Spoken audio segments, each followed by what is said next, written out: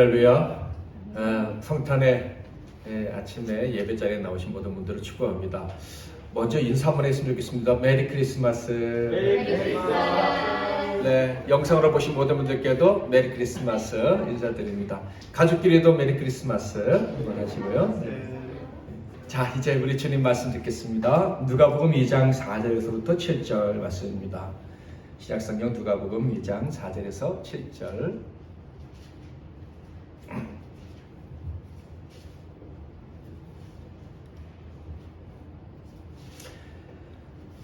신약성경 누가복음 2장 4절에서 7절 말씀, 우리 같이 한 목소리로 읽도록 하겠습니다. 시작. 요셉도 다윗의 집 족속이므로 갈릴리 나사렛 동네에서 유대를 향하여 베들레헴이라 하는 다윗의 동네로 그 약혼한 마리아와 함께 호적하러 올라가니 마리아가 이미 잉태하였더라. 거기 있을 그때 해산할 날이 차서 첫 아들을 낳아 방구로 싸서 부유에 누였으니 이는 여건에 있을 곳이 없음이로라. 아멘. 오늘은 주님은 마구간에 우리는 반석 위에, 주님은 마구간에 우리는 반석 위에 라는 제목으로 하나님 말씀을 상고하겠습니다. 갓난아기로 태어나신 예수 그리스도는 하나님의 아들이십니다. 곧 하나님이십니다. 아멘. 그런데 인간이 되셨습니다. 우리들과 똑같은 사람의 모양을 입으시고 죄와 슬픔으로 인한 고통이 가득한 세상에 오셨습니다. 우리와 똑같은 운명을 짊어지기로 하시고 이 땅에 오신 것입니다. 그러므로 사실 성탄절에 사람들이 트리를 달고 축제를 벌이고 만찬을 하고 밤샘 놀이를 하고 또 여행을 가는 것은 예수님의 탄생 때 그 목적, 그리고 예수님이 태어나시면서 겪으신 일들을 생각하면 사실 좀 어울리지 않는다라는 생각을 해봅니다. 올해 우리는 화려한 트리를 하지 않았는데 어쩌면 이게 성탄을 맞이하는 더 정상적인 모습이 아닐까 하는 생각도 한번 해봤습니다. 아시다시피 예수님은 가나안 가정의 첫 번째 아들로 태어나셨습니다. 예수의 육신의 어머니 마리아와 그리고 요셉은 예수님의 출산 앞두고 편안한 곳을 찾을 수가 없었습니다. 실력 있는 산부인과 의사를 만날 수도 없었죠. 대신 아주 멀고 위험한 여행을 하셔야 했습니다. 저 북쪽 나사렛으로부터 남쪽 베들레헴까지 그 험한 사막길을 통과하는, 또 산지도 통과해야 되는 그런 여행을 하셔야 했다 하는 거죠. 만삭의 여인이 또 가난한 사람들이 여행한다 하는 것은 결코 쉽지 않았을 것입니다.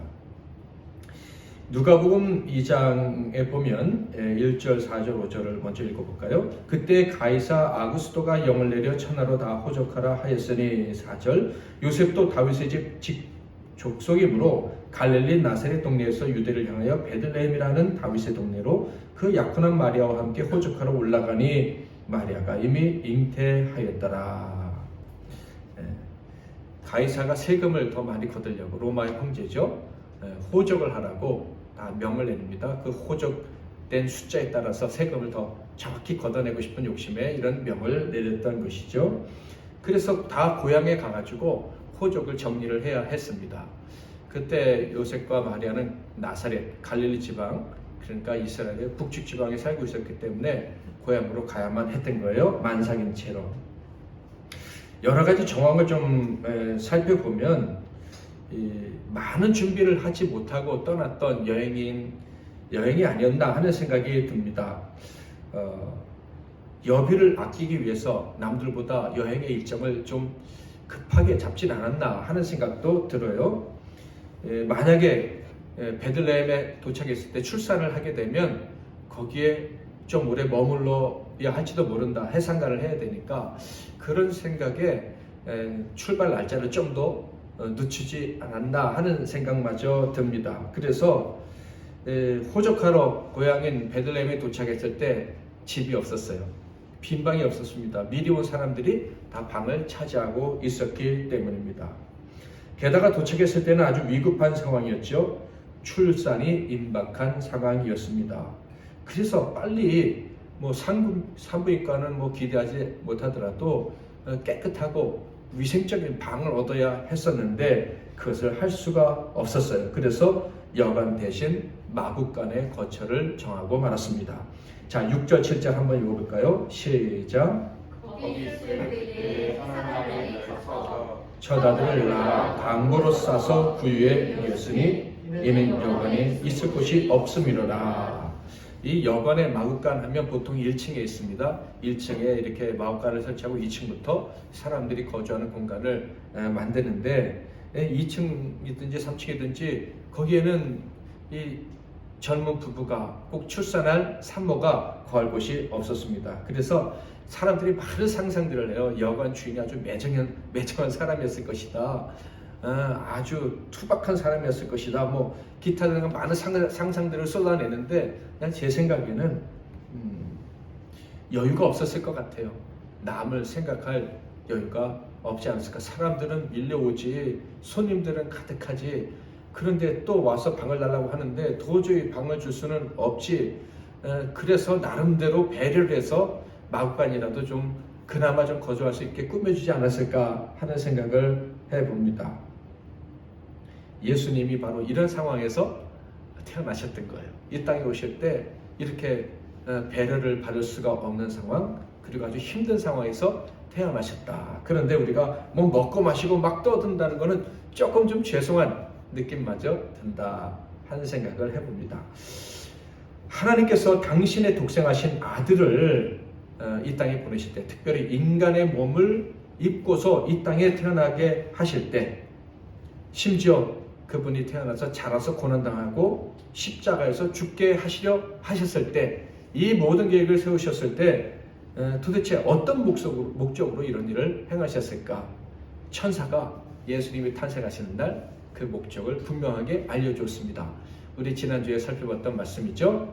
자, 누가복음 2장 14절 시작. 지극히 높은 곳에서는 하나님께 영광이요 땅에서는 하나님이 기뻐하신 사람들 중에 평화로다. 아까 우리 찬양할 때 당신은 영광의 왕 했고요. 당신은 평강의 왕, 평화의 왕 이렇게 얘기를 했습니다. 그러니까 예수님이 인간의 몸을 입으시고 고난받으시고 십자가에서 죽게 하시려고 하나님이 예수를 보내셨을 때는 우리에게 영광을 주시고 평안을 주시려고 하셨던 것이다 하는 거예요. 왜 우리에게 영광을 주시고 평화를 주셔야 했습니까? 당연하죠. 우리가 영광도 잃어버리고 평화도 빼앗겼기 때문입니다. 영광을 잃어버렸다는 것이 무엇입니까? 그것은 하나님과 그리고 자기 자신과 이웃과 자연 만물로부터 떨어지게 되었다. 불필요한 존재가 되었다. 이런 얘기예요. 예를 들어서 마이크의 영광은 소리를 잘 내는 거예요. 그런데 소리가 안 나요. 아무리 소리 질러도. 그럼 이거는 어떻게 되죠? 버려야 되는 거예요. 태양이 우리에게 빛과 열을 줍니다. 그 빛과 열이 영광인 거예요. 그렇죠? 근데 빛과 열을 태양이 안 내면 그럼 필요가 없어지는 거예요. 텔레비전에 이 영상을 보여주잖아요. 근데 그걸 안 보여준다. 그러면 텔레비전의 영광은 없는 거예요. 이것은 폐기 처분해야 되는 거예요. 사람에게는요, 만물을 다스릴 영광이 있어요. 하나님을 닮은 존재로 살아가야 될 그 거룩을 드러내야 될 영광이 있는 거예요. 그런데 그게 없다 그러면 폐기 처분돼야 되는 거예요. 그런데 하나님이 우리에게 영광을 주시기 위해서 예수를 보내셨다 그러면 다시 필요한 존재가 되게 하시려고 예수를 보내셨다라고 하는 거죠. 평화를 잃어버렸다. 이것은 또 무엇입니까? 쉽게 말하면 마음을 둘 곳이 없었다. 우리가 폐기 처분됐는데 도대체 어디서 얼굴을 내밀고 어디서 발을 디미고 여기서 머물 수 있게 해달라고 할 수가 있겠어요. 영광을 잃어버린 존재는 집이 없는 거예요. 영광을 잃어버린 존재에겐 평안이 거할 곳이 없는 거예요. 그래서 서로가 평안이 없으니까 버티고 있으려고 하면 싸우고 다투고 그래서 전쟁이 벌어지는 그런 상황이 펼쳐질 수밖에 없는 거예요. 좌충우돌하다가 결국 망하게 되는데요. 게다가요, 마귀가요, 어떻게 한다고요? 마귀는 포도원을 허는 작은 여우다 그랬어요. 우리가 안전하고 평화롭게 살려고 하는 것을 지켜보지 못하고 계속 우리가 헤어지고 갈라지고 깨지도록 만드는 거예요. 가족의 식구가 많든지 적든지 서로 깨어지고 우리가 헤어지면 어떡할까 불안하게 만들고, 아까 우리 인트로 영상에 보니까 아버지가 자식들을 불러모으려고 아주 무리수를 두셨던데, 이렇게 우리가 분리된 채로 살아가게 만들려고 마귀가 애를 쓰고 있는 거예요. 그런데 예수님이 이 땅에 오신 것은 바로 그것을 고치시려고, 우리에게 영광을 주셔서 우리가 필요한 존재가 되게 하시고 우리에게 평안을 주셔서 마음 두고 안전하게 살 수 있도록 하시려고 예수님이 이 땅에 오신 것이다 하는 거예요. 자, 그렇다면 산타크로스처럼 오시면 더 좋지 않았을까? 산타크로스처럼 선물 한 보따리 딱 들고 오시는 거예요. 영광을 주시려고 돈도 갖다 주시고 지식도 주시고 재능도 주시고, 뭐 또 이 연예 기획사처럼 우리를 아이돌로 만들어서 막 스타가 되게 해주시면 좋지 않았을까 하는 생각을 해봅니다. 또 평화를 위한 도구도 한 보따리, 이래서 최신식 핵무기라든지 뭐 이런 걸 딱 갖고 오셔서 우리한테 아무도 시비 걸지 못하도록, 전쟁에 승리하도록 만들어 주시든가, 집이 없어서 헤매니까 뭐 최고급 빌라를 그냥 한 채씩 주시든가, 뭐 이러면 우리가 좀 안전하게 거할 수 있을 것 같은데, 예수님은 그런 산타클로스처럼 선물 보따리를 갖고 오신 게 아니라 낮고 천한 곳에 오셨다. 심지어 거할 곳도 없는 그런 상태로 오셨다. 왜 그랬을까? 예수님은요, 태어나실 때 마구간에서 태어나셨다 그랬는데, 쉽게 말하면 집도 없고 방도 없는 상태에서 태어나셨다 하는 거예요. 그렇지 않아도 태어나는 아기는 연약하고요, 산모도 인생에서 가장 연약한 시간을 보내야 되는데 아주 열악하고 비위생적인 환경에서 태어나게 하셨어요. 좋은 집이 아닌 마구간에서 태어나시고 침대가 아닌 말구 위에 눕게 하셨어요. 작은 베들레헴에서 태어나셨는데 탄생하시는 날 천한 직업을 가졌던 목자들에게만 환영을 받으셨습니다. 왜 이렇게 예수님이 초라하게 태어나셔야 했는지 그 이유를 좀 더 자세히 생각해 보도록 하겠습니다. 예수님이 이제 성장하셔서 처음으로 공생애를 시작하실 때 세례 요한이 예수님을 보고 이렇게 얘기를 했습니다. 요한복음 1장 29절 같이 읽겠습니다. 시작. 이튿날 요한이 예수께서 자기에게 나아오심을 보고 이르되 보라, 세상 죄를 지고 가는 하나님의 어린 양이로다. 예수님이 낮고 천한 말구에서 태어나신 이유를 요한은 이렇게 설명해 주고 있는 거예요. 첫째로 우리 죄를 대신 짊어지시려고 예수님은 그렇게 낮은 곳에 오셨다 하는 거예요. 죄인에게는요, 영광이 없다 그랬습니다. 죄인에게는 평화도 없다 그랬어요. 그저 죄값을 치러야만 할 뿐인 거예요. 마귀에게 종이 된 사람들에게는 거할 곳이 없어요. 그리고 불필요한 존재가 될 수밖에 없어요. 예수님은요, 이 죄의 짐을 다 짊어지시려고 이 땅에 오신 거예요. 세상 죄를 지고 가는 하나님의 어린 양. 그래서 그 죄인이 겪어야 될 고통을 다 겪으셔야 되는 거예요. 그래서 집이 없는 사람으로, 그리고 아무런 영광도 없는 곳에서 태어나셨다 하는 거예요. 나그네 길을 고독하게 걸어가시는 그 주님이 되셔야만 했기 때문에 그렇게 집 없이 거처할 곳이 없이 초라한 모습으로 태어나셨다. 또한 이 죄인들은요, 영광을 받아도 그것을 유지할 수가 없어요. 타락한 그릇이라 아무리 좋은 것을 담아도 그 그릇에 들어가기만 하면 다 더러워지는 거예요. 그래서 예수님이 우리와 똑같이 더러운 곳에 그렇게 내려오셨다. 나그네의 삶을 살아가야 되는 우리 인생을 아시려고 예수님은 대신 감당하시려고 나그네처럼 이 땅에 오셨다 하는 거예요.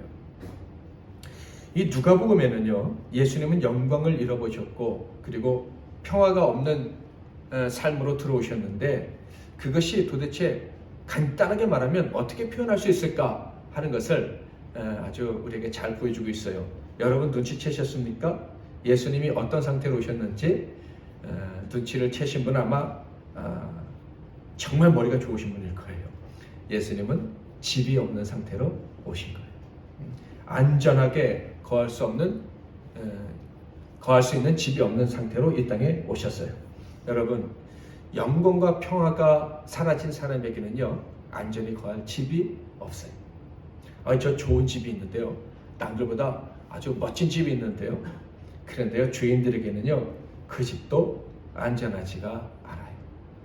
우리 아이들이 특별히 이 사춘기를 겪으면 어떤 일이 벌어져요? 집에 들어오기 싫어하는 이런 일이 벌어지잖아요. 이 죄가 가득하게 되면 죄에 막 휩쓸려서 막 살다 보면요, 아무리 좋은 집도 들어가기 싫은 거예요. 들어가도 거기서 안전을 느끼지를 못해요. 저는 어렸을 적에 특히 청년의 시기에 이런 생각을 좀 많이 했었어요. 그때 막 한참 아파트들이 막 지어져 가는 것을 보면서, 이야, 저렇게 아파트가 많은데 왜 내 집은 없는가? 나도 저런 집에서 살 수 있을까? 이런 생각을 했던 적이 있습니다. 그런데 얼마 전에 어떤 분과 함께 가면서 그런 얘기를 또 들었어요. 야, 지금도 많은 사람들이 나와 같은 생각, 옛날에 내가 했던 생각을 하는구나. 그리고 심지어 좋은 집에 사는 사람조차도 왜 난 더 좋은 집에 가지 못할까? 나는 왜 더 좋은 집을 구입하지 못할까? 뭐 이런 생각을 하면서 방황하고요. 좋은 집이 있어도 방황하는 것 발견할 수가 있었습니다. 예수님이 이 땅에 오실 때 참 편안한 집이 없는 상태로 오셨다. 이 말은 우리에게 집을 주시기 위함이에요. 편안하게 살 수 있는 집을 주시기 위함입니다. 자, 옆에 계신 분들하고 인사하겠습니다. 하나님이 당신에게 좋은 집을 주셨습니다. 하나님에게 좋은 집을 주셨습니다. 점점 더 좋은 집을 주실 겁니다. 점점 더 좋은 집을 주실 겁니다. 예수님이 태어나셨을 때 상황을 확인해 볼까요? 집은 나사렛이었는데 여행 중에 베들레헴에서 태어나셨어요. 떡집이라고 하고 다윗의 고향이라고 하는 이 베들레헴에서도 집을 구하지 못했어요. 그래서 마을간에서 태어나셨고, 그리고 침대가 없어서 말구에 누우셨습니다. 무슨 이유였는지 모르지만은 아마 해상간을 좀 오래 하지 않을까 하는 생각이 드는데요. 동방에서 박사들이 올 때까지 집을 구하지 못했습니다. 나사렛으로 돌아가지 못했어요. 그래서 마국간은 아니었지만 남의 집에서 생활을 하고 계셨어요. 박사들이 돌아간 후에 헤롯의 광기 때문에 바로 나사렛으로 가지도 못하시고 애굽으로 가셨어요. 마태복음 2장 13절에서 15절, 그들이 떠난 후에 주의 사자가 요셉에게 현몽하여 이르되 헤롯이 아기를 찾아 죽이려 하니 일어나 아기와 그의 어머니를 데리고 애굽으로 피하여 내가 내게 이르기까지 거기 있으라 하시니 요셉이 일어나서 밤에 아기와 그의 어머니를 데리고 애굽으로 떠나가 헤롯이 죽기까지 거기 있었으니 이는 주께서 선지자를 통하여 말씀하신 바 애굽으로부터 내 아들을 불렀다 함을 이루려 하심이라. 그러니까 예수님이 이 땅에 오셨을 때 처음부터 기거할 집이 없으셨어요. 집이 그렇게 많았는데 주님이 편안하게 거할 집이 없었다 하는 거예요. 그리고 심지어 십자가에 달리시기 전에는 뭐라고 말씀하셨어요? 인자는 머리 둘 곳이 없다. 이렇게 말씀하셨어요. 그러니까 우리 주님은 따지고 보면 무주택자 그 자체인 거예요. 집을 구할 정말 환경이 되지 않고 그 능력도 되지 않았던 그런 분이다 하는 거예요. 왜 예수님은 무주택자로 집이 없는 사람으로 편안하게 거하실 있는 이 집이 없는 상태로 사시다가 이 땅을 떠나셔야 했는가? 말씀드린 대로 죄인에게는 편안히 거할 집이 없기 때문이에요. 그 죄인들이 져야 될 짐을 다 대신 지시고 그 죄의 짐으로부터 우리를 자유롭게 하시려고 예수님은 그렇게 힘든 삶을 태어나셨을 때부터 택하셨다 하는 거예요. 아시다시피 우리 죄인들은요, 아버지 집을 떠난 사람들이에요. 아버지 집으로 돌아가야 될 사람들이에요.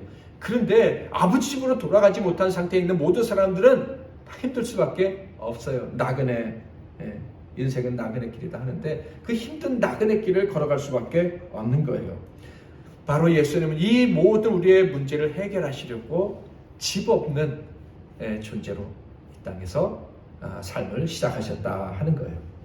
이스라엘의 성지순례를 가면 예수님이 태어나신 곳을 방문할 수 있을까요? 사람들은 여기가 예수님이 태어나신 곳이다 막 만들어 놓고 관광객을 모집하고 거기서 돈을 벌고 하지만은 거기가 예수님 태어나신 곳이 아니죠. 근데 그 예수님이 태어나신 마구간을 예수님은 한 번도 귀하게 여기신 적도 없어요. 베들레헴에 왔으니까 내가 태어났던 거 가봐야지 이렇게 생가 방문 이런 이벤트를 하신 적이 없다. 아무리 뒤져봐도 성경에서는 그런 부분을 찾을 수가 없어요.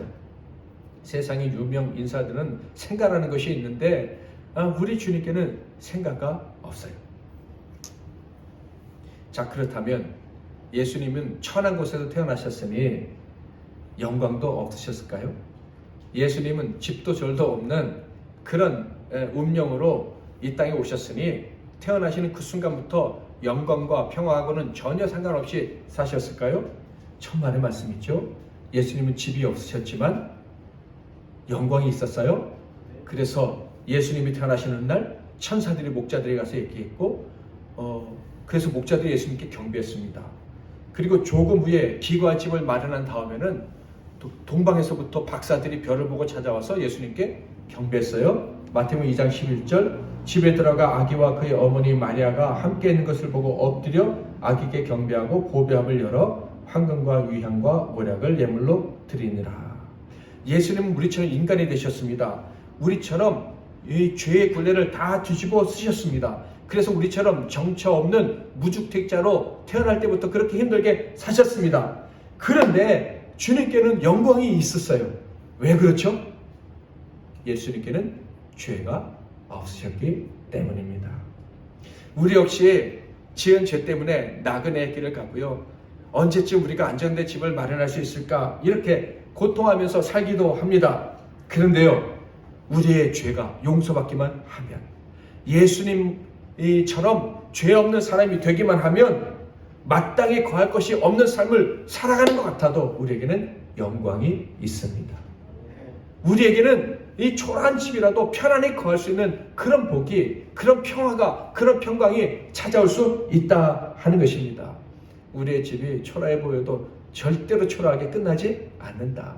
흔들리며 살다가 망하지 않고 점점 더 견고하게 살아가게 될 것이다.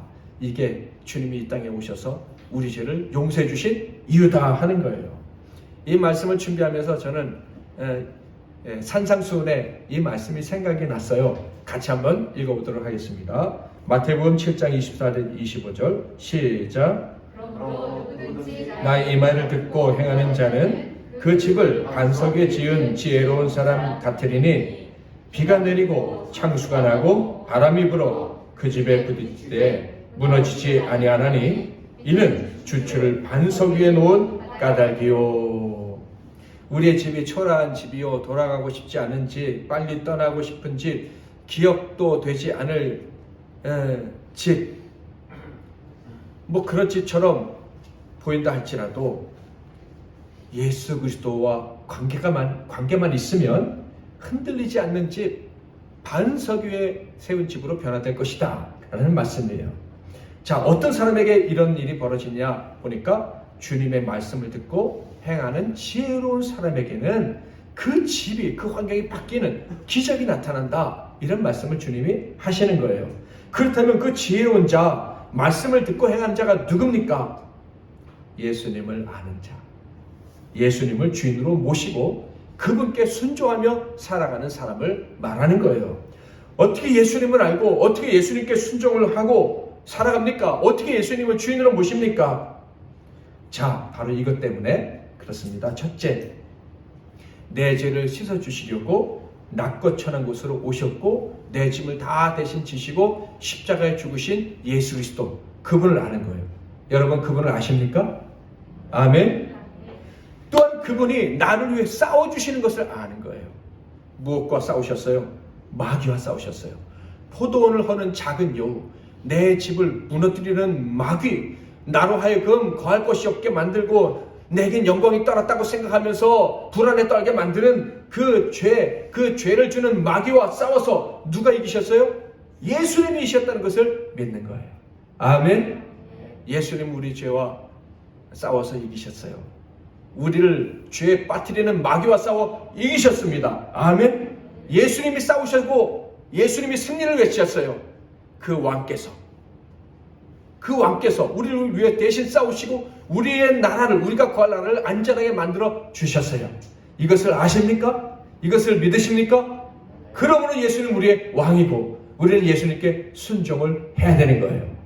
바로 그런 사람에게는 예수님이 집을 지어주시는데 반석 위에 세운 집, 흔들리지 않는 집을 세워주신다 하는 것입니다. 이번 성탄, 내 집, 우리 집은 어떤 집인지 확인하고 기뻐할 수 있기를 축복합니다. 올해 우리 주제 천국 시민으로 거듭나자 하는 건 아닙니까? 하나님의 집에 거하는 사람으로 거듭나자 하는 것입니다. 우리 집은 흔들리는 집이 아닌 거예요.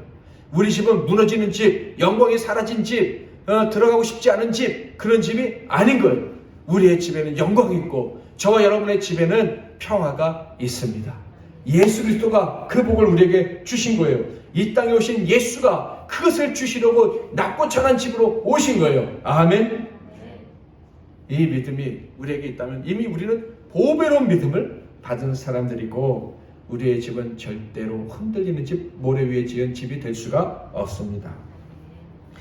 2020년 성탄을 맞이해서 우리는 먼저 주님의 집, 태어나실 때부터 돌아가실 때까지 그 거처가 얼마나 초라했는지를 기억했으면 좋겠습니다. 그리고 두 번째로 주님이 그 초라한 집에 사시는 운명을 다 짊어지고 끝내셨다. 그러므로 이제 우리는 반석 위에 세운 집에서 살게 되었다. 이것을 기억하셨으면 좋겠어요. 주님은 마구간에, 우리는 반석 위에. 우리에게 오신 주님, 말구에 오신 주님은 우리를 반석 위에 세워주신 것입니다. 메리 크리스마스. 크리스마스가 기쁜 이유가 무엇입니까? 이제 우리는 반석 위에서 살게 되었다. 예수님 때문에 흔들리지 않게 되었다. 이런 고백을 할 수 있게 되었기 때문에 메리 크리스마스, 행복한 성탄절입니다. 그렇지 않을까? 올해 우리 성도님들 집이 많이 견고해진 것 같아요. 집집마다 좋은 소식들이 많이 들려와서 얼마나 행복한지 모르겠습니다. 우리의 집은 무너지지 않을 것입니다. 우리의 집은 예수 그리스도 때문에, 마구간에 오신 이 말구에 누신 예수님 때문에 우리 각 사람의 가정은 점점 더 견고해질 것이고 흔들리지 않을 것이고 비가 오고 창수가 나도 무너지지 않을 것입니다. 그런 복된 삶을 주시려고 이 땅에 오신 예수님을 환영합니다. 예수님의 탄생을 축하하고 그 예수님을 환영한 여러분을 축복합니다. 그러므로 누구든지 나의 이 말을 듣고 행하는 자는 그 집을 반석 위에 지은 지혜로운 사람 같으리니 비가 내리고 창수가 나고 바람이 불어 그 집에 부딪히되 무너지지 아니하나니 이는 주추를 반석 위에 놓은 까닭이요. 아멘. 지금은 우리 주 예수 그리스도의 크신 은혜와 우리 하나님 아버지의 극진하신 사랑하심과 성령님의 위로교통 충만 복 주시는 은혜가 우리를 위해 이 땅에 오신 예수님이 그 낮고 천한 말구에 누우신 이유는 우리를 흔들리지 않는 영광이 깃들어 있는 반석 위에 집을 짓고 살게 하시기 위함임을 깨닫고 믿음으로 담대하게 살아가며 이 복된 운명을 주시기로 작정하시고 오신 예수님을 기뻐하며 살아가기로 작정한 이 모든 종들 한 분 한 분 위에 영원히 흔들리지 않을 그들의 가정과 삶 위에 이 나라와 이 민족 위에 산업 위에 건강 위에 우리 MBC 나눔교회 위에 이제로부터 영원토록 함께 하실지어다. 아멘.